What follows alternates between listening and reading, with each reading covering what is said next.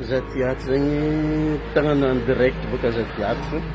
fa téléphone fo zegny décharge de lasa tsy vita zegny en direct fotony décharge téléphone fa juste maneho anao fo zegny karaha ty zegny mampiakatra filina azonao karaha ty mety ahontana anao aiza manao io anao zao fo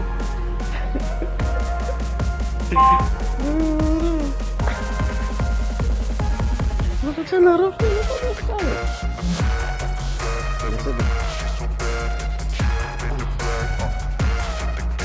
Zomay kaya yun sa bunong pagkakling ba mga tinatungtan kararing sa ganon kakarno fling di plus kano mga tinatungtan di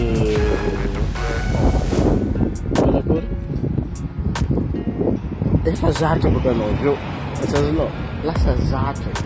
zatra kila raha mahazatra anao igny zegny de lasa automatique azonao kila raha mahazatra anao de lasa automatique zay zegny mahatonga mila anao mampiakatra vibration anao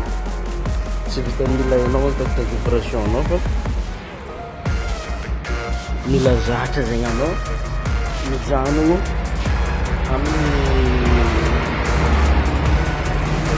énergie positive zegny mampiakatra firinginao any zegny bon